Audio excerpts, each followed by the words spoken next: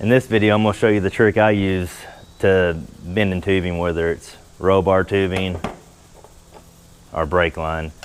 Use basically the same method on both things. It doesn't matter how big or small the pipe is. Now the method I use will only work on benders like this where your pipe's held a fixed position and drawn over the shoe, like these benders, and this bender right here does the same thing. The pipe's fixed and it draws it over the shoe.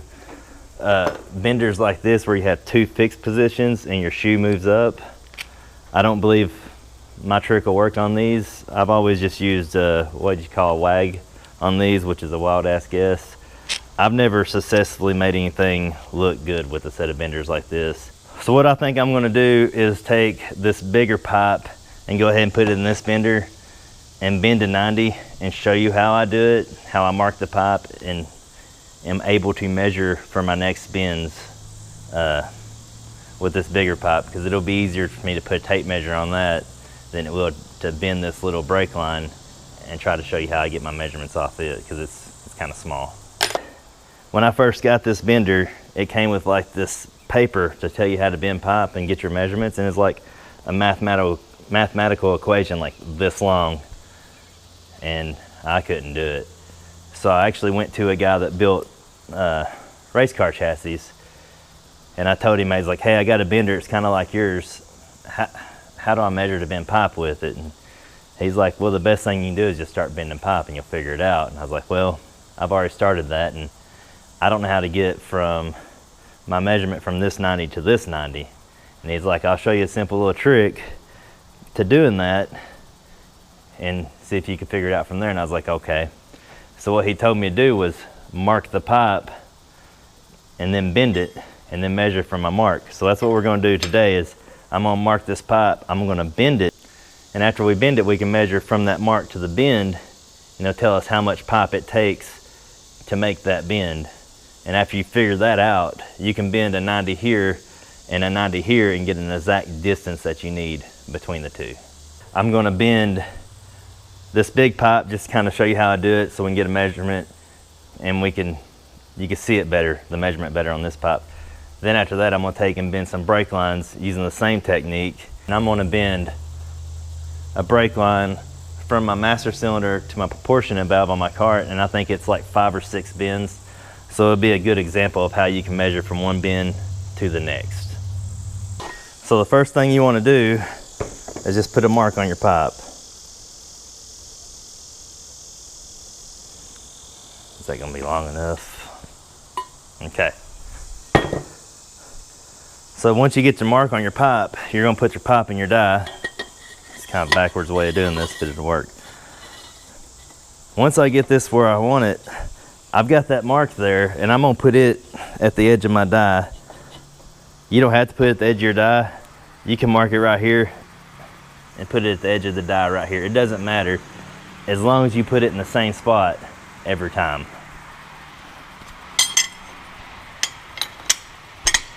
Now that I got it in the die, I've got the mark on the edge of my die where I can see it, and that's where I'll mark it every time I go to bend a piece of pipe. I'm gonna go ahead and bend this at a 90. I'm gonna do that in fast forward, because this thing isn't quiet. It sounds like a machine gun when you pull the trigger on it.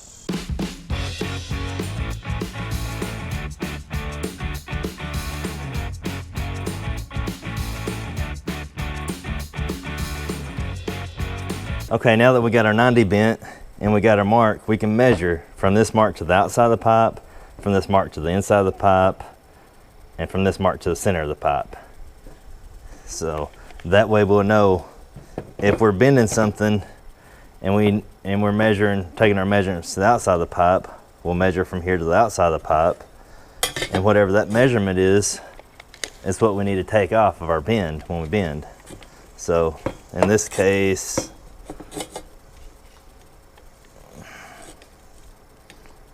I believe it's 8.5 to the on the outside.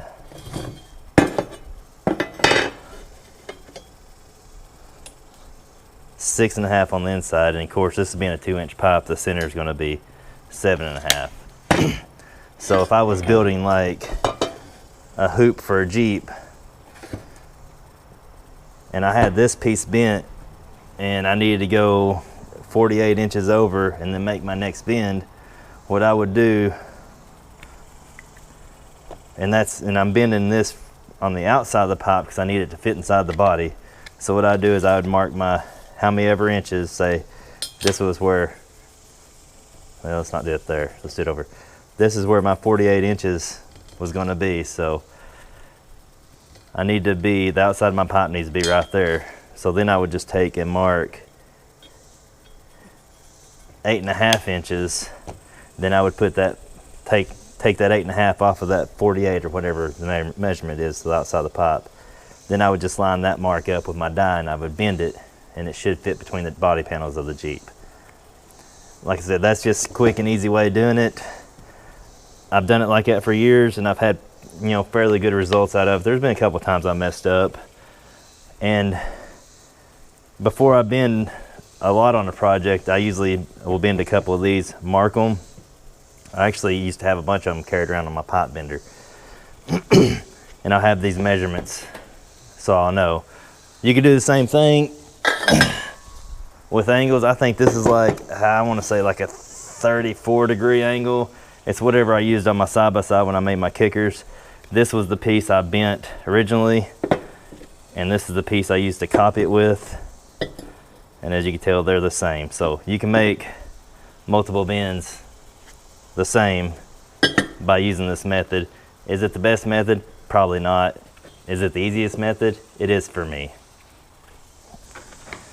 Now that we've bent a piece of big pipe, I'm going to do the same method using this brake line tubing, and we're going to go ahead and bend the brake line tubing for this car going from the master cylinder to the proportionate valve. It'll have multiple bends in it. It'll be a good way to explain my method a little bit more on how I do this. And like I said, this may not be the right way of doing it, but that's the way I do it. And it's 9 times out of 10 it works for me. Now I'm going to show you the same method on a pair of little benders, which is basically the same thing. I got my mark. I'm going to put it right there at the edge of my die.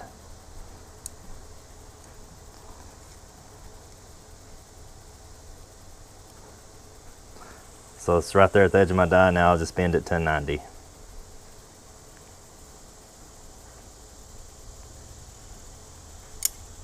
There you go. Now on this one, it's a 1/2 inch to the center and 5/8 to the outer. I will probably never measure from the inside, but looks like it's 3/8 to the inside.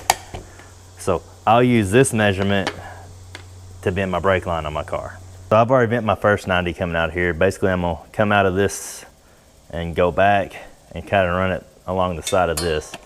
So what I'm gonna do is I'm gonna take my tape measure and hook it on the back side of that line, and I'm gonna measure to the center of this right here, which is 3 inches. I don't know if you can see that. It's 3 inches there. So I know 3 inches is my measurement. So we know from this, we need from the center of this to the outside of our bend needs to be 3 inches. So we're gonna hope that this is set about right. So 3 inches is right there. So we know that if we're bending to the outside, I don't know if you can see that. So if we're bending from the outside, from here to the outside was 5/8. So I need to take, from that 3 inches, I need to take 5/8 off, which will make it 2 3/8. That should get us pretty close to where we need to be. I got that piece bent. I don't know if you can see this or not in tape measure, but if I hook it on that side there to the center of that line, it's 3 inches. So that worked out perfect on that. Well, my bend was perfect, but my measurement might not have been. But it's close enough. It's just a brake line. We're not gonna stress out over that. Next, I'm gonna make a mark on the bottom there. Let me move the camera. So my next bend's gonna be right here. I'm just gonna try to follow this brake line that I bent around as good as possible.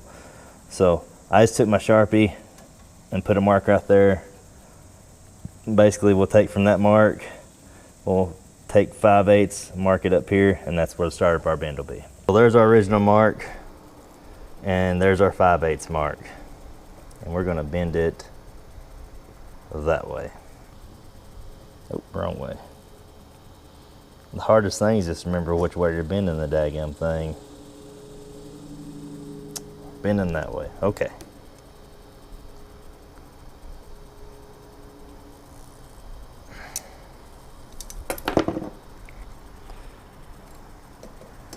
What sucks is I won't be able to test fit this on the car because there's an engine right here. So with that being, I'm turning that way. So I want to go just kind of follow this. So I'm just going to kind of make it the same distance here. And on this one, I'm measuring, and it's just a rough guesstimate here. Looks like 2 1/4. So I'll just measure that one 2 1/4, bend back this way, and then we should be able to test fit it. All right, there's my 2 1/4. Took 5/8 off of it. All right, got it bent. Let's check the measurement. That's pretty close to 2 1/4. So I think we'll roll with it. All right, so far we're looking pretty good. I mean, it looks good enough for me anyways. So now I'm gonna do the same thing on this line as I'm gonna 45 to that fitting there. So what I'm thinking about doing is taking that scrap piece of tubing, bending to 45 so I can get the measurement on where I need to mark this to 45 it into that. Basically the same thing I did on the 90, mark the pipe, put my marker out there on the edge of my die. I don't know where I want this 90 in my way or not. Then I'm just gonna bend it to a 45.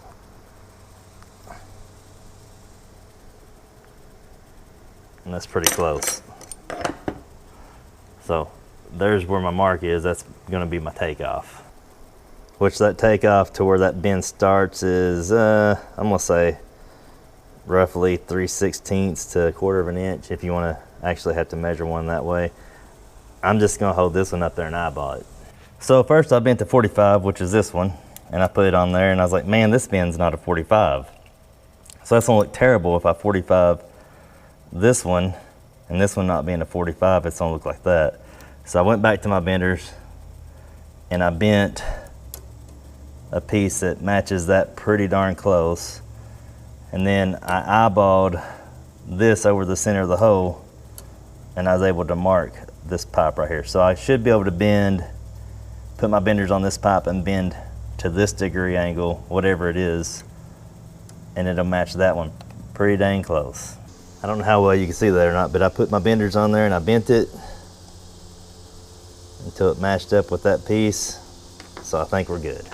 I don't know how much that you can see, but it looks pretty good. They line up pretty good with each other. So what I did was I put a level and kind of centered up with that hole and held it level and marked this to try to get my center measurement where this 90 needs to be. So on this bend, I made my measurement to the center of where the tubing needs to be.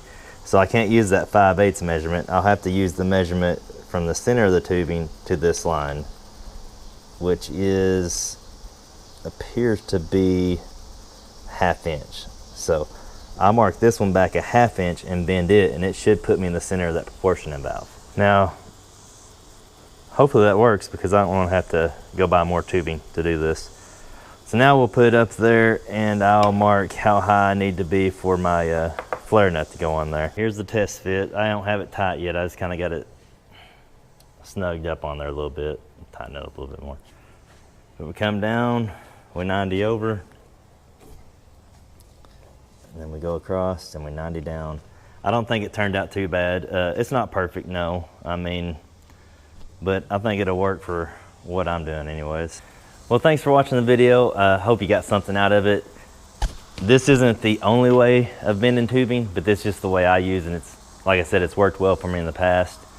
If I was more computer literate, I would get a program like, was it BendTech or something, for like doing the roll cages. You could figure all your measurements and cuts out on the computer and just lay them out on your pipe before you bend, which is the way to go if you're gonna do it professionally or try to make money bending pipe for like roll cages or bumpers or whatever. But for brake lines, this method works really well for brake lines. I've had good luck using it in the past doing like roll cages, bumpers, tube fenders for Jeeps and stuff. I know there's different ways of doing it. There's probably better ways of doing it, but I'm not the smartest guy, so this way works for me. Like I said, hopefully you got something out of it. You could try this method if you'd like. If you have a method that's better or simpler, let me know in the comments below. I would love to know different ways of doing it. Thanks for watching, and I'll see you on the next video.